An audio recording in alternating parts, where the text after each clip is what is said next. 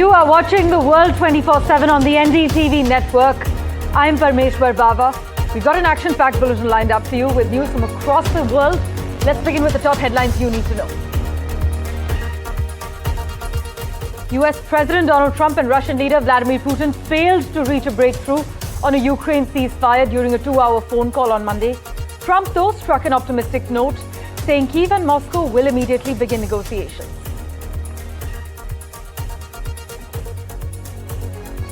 China has announced plans to fast-track a flagship dam project in Pakistan to support its close ally, weeks after India suspended the 1960 Indus Waters Treaty following the deadly Pahalgam terror attack.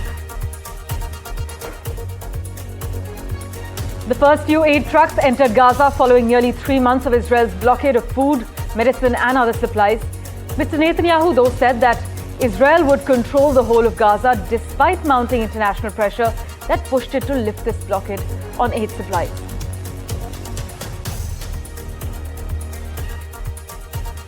The United States has announced that it is imposing visa restrictions on owners, executives and senior officials of travel agencies in India for knowingly facilitating illegal immigration to the United States. The US House Budget Committee has voted to advance Donald Trump's One Big Beautiful Bill Act, which would make sending money back home more expensive for thousands of Indian residents and non-resident Indians living in America. Britain and the European Union have struck a landmark deal to remove some post-Brexit trade barriers and to bolster cooperation on security and defense as they reduce their reliance on an unpredictable United States.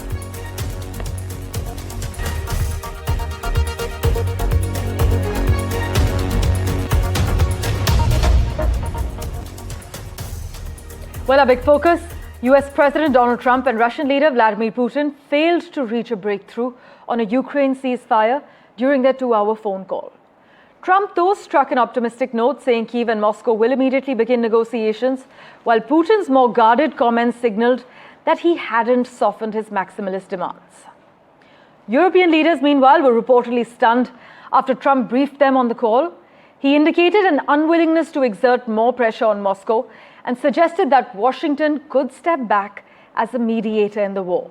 In fact, a leading Russian expert has said Putin has devised a way to offer Trump an interim tangible outcome from Washington's peace efforts without making any real concessions. Nina Maria has more for us from Washington, D.C. But first, listen to what Donald Trump and Vladimir Putin had to say. Did you ask President Putin to meet with you? About what? About Ukraine. Of course I did. I talked to him about it. I said, when are we going to end this, Vladimir? I've known him for a long time now.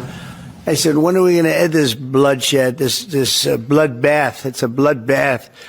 And I do believe he wants to end it. You know, when I made the call, I told the people last night, I spoke to the heads of the different countries. But I said to them, we got to get going. And I did say also, if I thought that you couldn't do it, I'd step away, because what are you going to do? We don't have boots on the ground. We wouldn't have boots on the ground. But we do have a big stake. States set forth his position regarding the cessation of hostilities, and the truth, on my behalf, that Russia also wants a peaceful resolution of the Ukraine crisis. Well, US President Trump sounding extremely optimistic on the back of his phone call with Russian President Vladimir Putin. I don't think that President Trump can afford at this point in time not to sound like there's some forward momentum. He said last week that nothing would happen until he and President Putin had spoken. So in the very narrow scheme of things, that's a mini triumph. It's a mini victory. But it's also possible that President Trump believes that by injecting the right tone, it gives the lack of progress a kind of a shiny wrapper on a rather disappointing parcel, since there has been no movement. We know that there's been no progress. There is no ceasefire. Nothing's really changed, except that President Putin and President Trump have spoken. President Trump referenced on the back of that phone call with President Putin a possible trade angle, and we know that trade and investment deals are very much President Trump's thing, which, given the fact that he is capable of injecting a degree of chaos into trading relationships with partners, it does seem counterintuitive. But given his track record of cutting deals, especially if you look at his latest trip to the Middle East and the deals that he's been cutting with Gulf states, it's certainly a language he speaks, the language of trade and investment, and a number of foreign governments are lining up to offer President Trump deals in the hope of better preferential treatment. In particular on Ukraine, defenders of the minerals deal say that it's crucial to securing Ukraine's post-war recovery, that it gives Ukraine sovereignty over its natural resources, and the US on the whole sees critical mineral supply chains, whether or not critical minerals are really there in Ukraine or not, as a way to move away from China. Trade incentives for the US with Russia, a little bit harder to decipher, given President Trump has to strike a balance between sanctions and a transactional relationship. But worth saying that European allies, however divided they might be over Ukraine at times, do not share President Trump's tone of optimism coming out of this call. Nina Maria-Potts for NDTV in Washington. Well, for an expert's view on the matter, joining us this morning, Daniel Block. Daniel, always a pleasure to have a chat with you and have you on NDTV. Trump, in typical style, says the call went very well.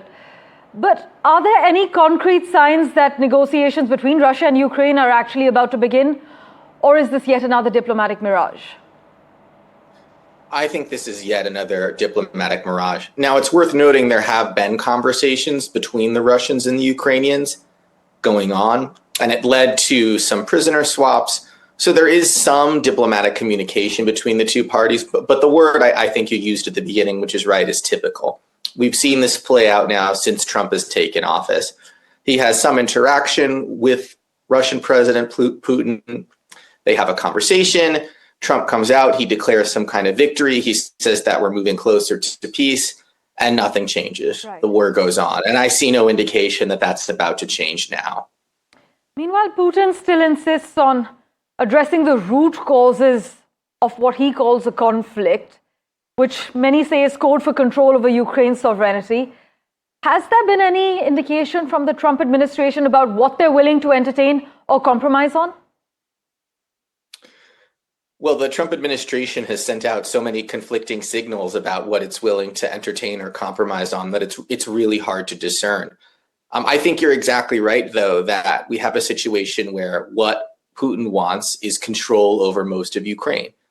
That's his end goal. That's his desire. And he's willing to fight on until he gets it. And that's really why we're not seeing any momentum toward peace.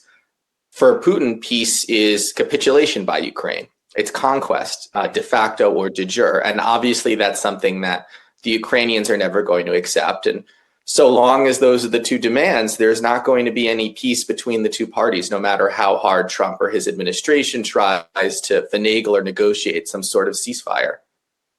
And a quick also pulse check from Washington, Daniel.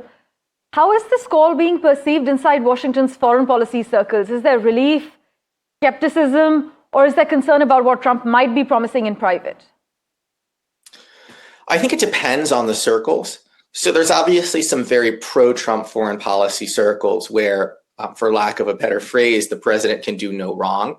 Right. And I think in those circles, there's continued excitement and continued celebration about the diplomatic contact between the United States and Russia.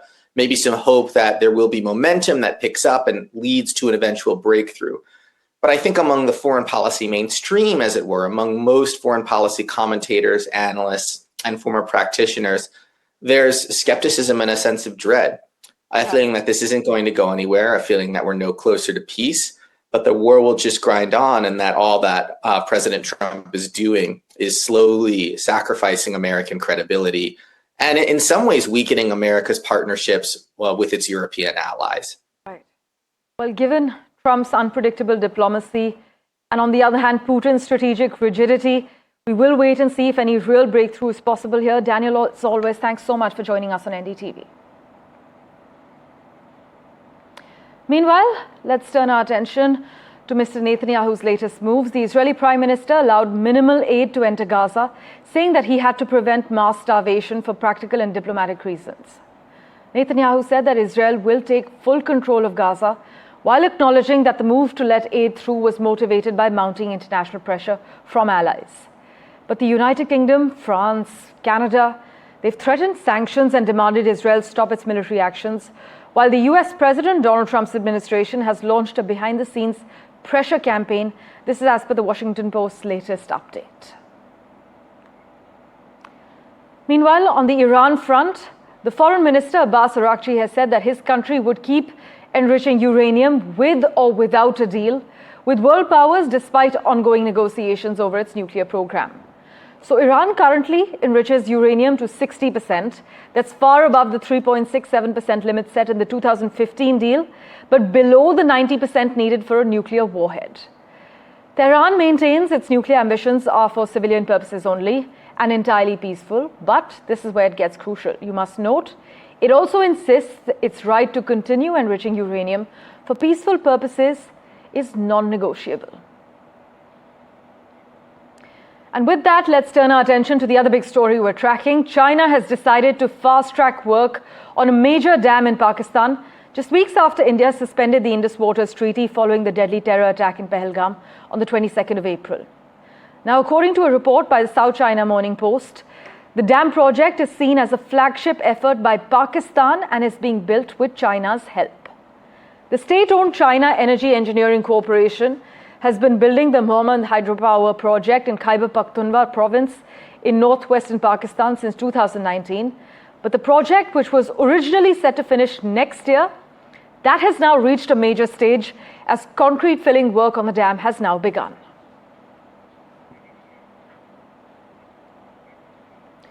Meanwhile, NDTV has reached the LOC after Operation Sindoor. We can disclose to our viewers that Indian tanks operated from the LOC. Infantry combat vehicles were on display as well. Before I give you any further details, listen in to this exclusive inside view into what has changed after Operation Sindoor with my colleague Vishnu Shom. I'm in the broader Akhnur area. I can't tell you where exactly I am. That's classified. I'm on an Indian Army T-72 tank. And what we can tell you in this very special program is that tanks like this and also BMP-2s, which are armored personnel carriers, infantry combat vehicles, were used in Operation Sindoor as well. These were used and brought right up to the line of control, and they took out terrorist incursion routes. They fired their main guns, they fired a host of weaponry.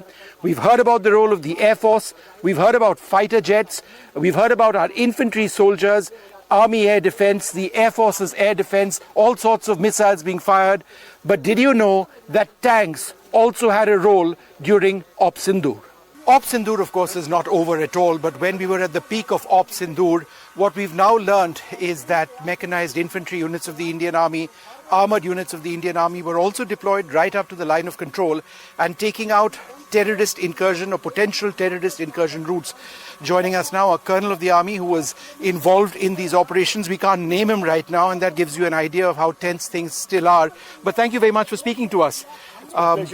It was interesting to learn about the use of BMPs and tanks as well. What was their role in Op Sindoor so far?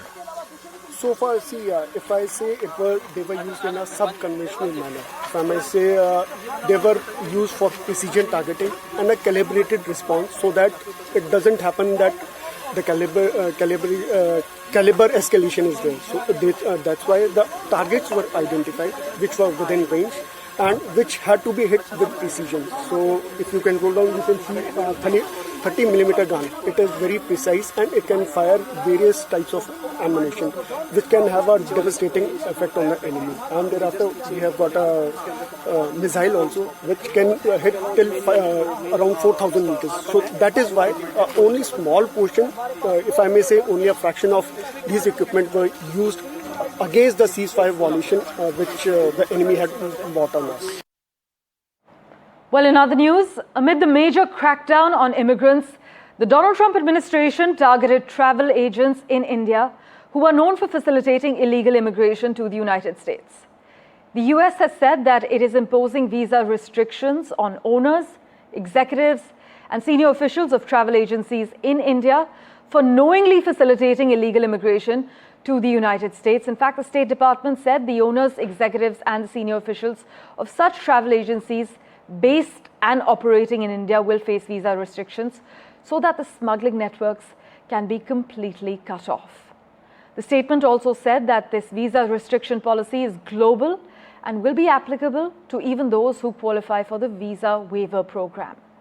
But for an expert's view on the matter, let's go across to immigration attorney joining us from Boston, Alison Kranz. Alison, thank you so much for making time for us. Really appreciate it. Let's just begin with the big announcement. Visa restrictions on Indian travel agency executives. Legally speaking, Alison, how serious is this move? And how unusual is it for the US to target private sector individuals in a foreign country like this? Well, I think it is quite unusual. The U.S. is looking for recourse. They're seeking to penalize those who are helping to facilitate illegal immigration into the United States. Essentially, the U.S. is reaching out beyond their jurisdiction to try to find a penalty that will deter people from trying to support illegal immigration into the United States. However, I think the key here is knowingly, right? These are people who knowingly facilitate illegal immigration into the United States. So in some ways, this is just a continuation of typical policy that the U.S. has had before, but they are actually this time having an investigation to try to identify who these people are in these organizations. Then what impact do these restrictions then have on Indian citizens that are actually applying for US visas through legitimate travel channels? Will there be any impact, and should ordinary travelers be worried about broader scrutiny or delays now? Well, what I think the statement didn't make clear is, will agencies accused of facilitating illegal travel have any due process, have any way to be heard and to challenge the accusations against them? Under those circumstances, that might absolutely cancel trips or delay travel if legitimate agencies are accused of bad acts that they haven't committed. For Indians with family in the US or those planning to study or work or visit, what is your most practical advice right now in terms of documentation, legal precautions, or red flags to watch for when dealing with agents? Yeah, I think there's a number of red flags to watch for, right? Watch for promises that sound too good to be true.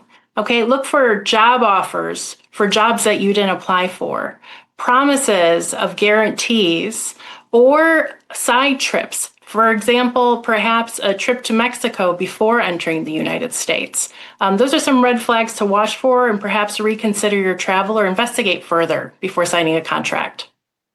Wrap also, Alison, there's concern in India that some people may have been misled or coerced into illegal routes, like you mentioned, that touchdown in Mexico. Is there legal protection then or asylum relief for those individuals if they come forward in the United States? There may be. There's special protections for people who have been trafficked. There's also protections for individuals who are victims of crime. The U visa and T visa are particular provisions of the U.S. immigration law that allow people to remain in the United States if they've been victim of these types of crimes. Seeking advice from a qualified immigration attorney prior to making any decision or signing any government forms is essential under these circumstances. Well, some argue that this latest move, it's a sign of a sweeping Trump-era shift towards zero-tolerance immigration policy, even at the expense of diplomatic friction with close partners like India. But whether there's room for diplomatic negotiation here or this is a hardline enforcement, I guess it remains to be seen. But thank you so much, as always, Alison, for joining us with the clarification.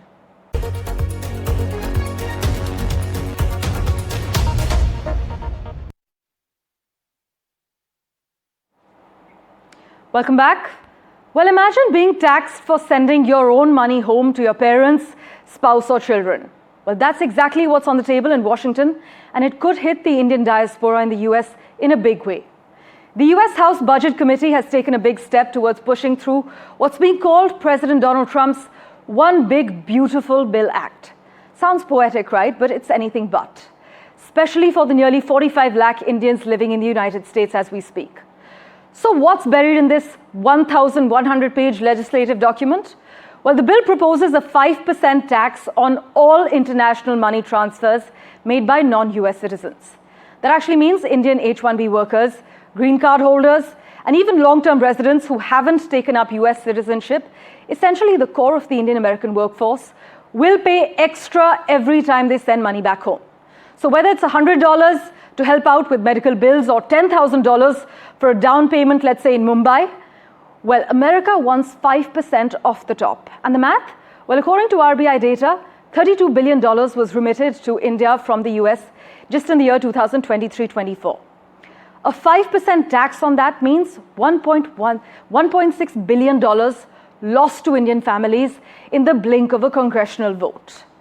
This isn't limited to personal money transfers. The bill also targets investment income and stock option proceeds, which NRIs often route to India for real estate investments, startups, or family expenses. Suddenly, though, moving money across borders becomes a luxury and not a right.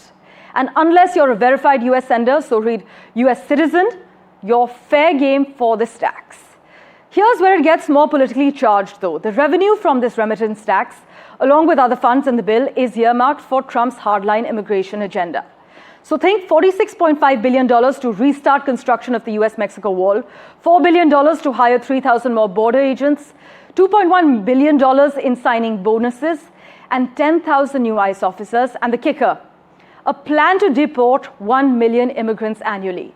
And for the first time in US history, asylum seekers would be charged a $1,000 application fee, placing the US alongside countries like Iran and Australia in monetizing asylum. It's not a done deal yet, though. On Friday, some Republican hardliners briefly blocked the bill, citing overreach. But on Sunday night, it squeaked past the Budget Committee with a 17-16 vote. And the next stop is a floor vote and potentially a law. So what does this mean for the Indian government, for India's central bank, for those planning to go to the US for work or study? Well, those questions are still up in the air. But one thing is clear. The Indian diaspora is staring at a direct hit to their ability to support loved ones back home. Meanwhile, in staying with updates from the US, our Commerce and Industry Minister Piyush Goyal held productive discussions with the US Commerce Secretary Howard Lutnick, focusing on expanding the first tranche of the India-US bilateral trade agreement. In fact, that image that you see on your screens at the moment, Mr. Goyal shared it, stating good discussions with Secretary Howard Lutnick towards expediting the first tranche of India-US bilateral trade agreement.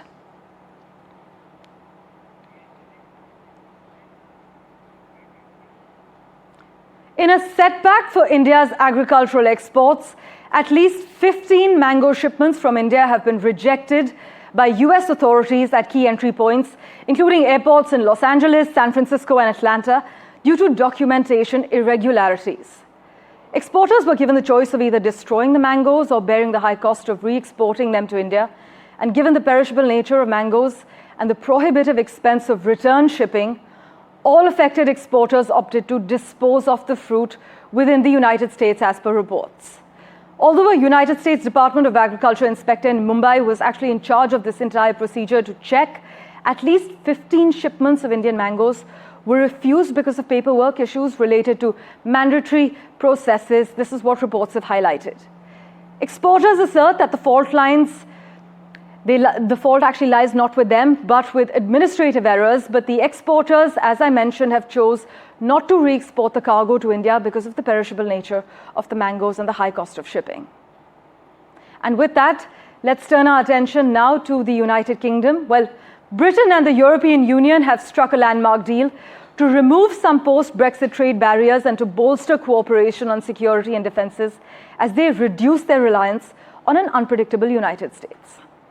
The agreement is a significant reset for the two allies, you must note, because the agreement is designed to help the two sides work more closely together after the Trump administration signaled it was reducing its commitment to European defense and imposed global tariffs. Listen in to Keir Starmer's reaction.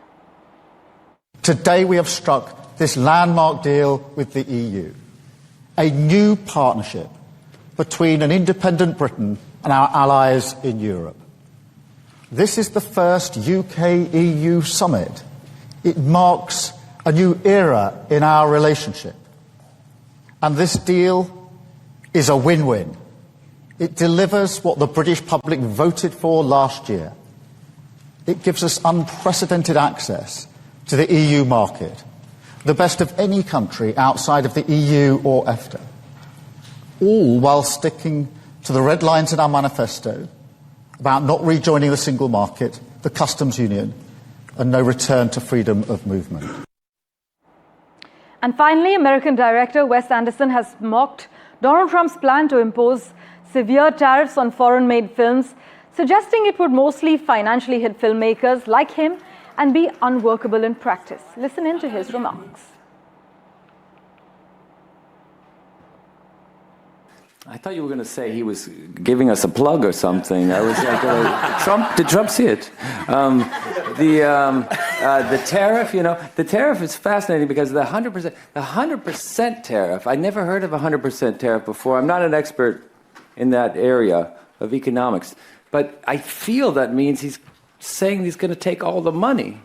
And then what do we get? So it's complicated to me. I also think, does it mean he's good at, can you hold up the movie in customs? I feel it doesn't ship that way. So I just don't know. I'm not sure. I want to know the details first. So I'll hold off on my official answer.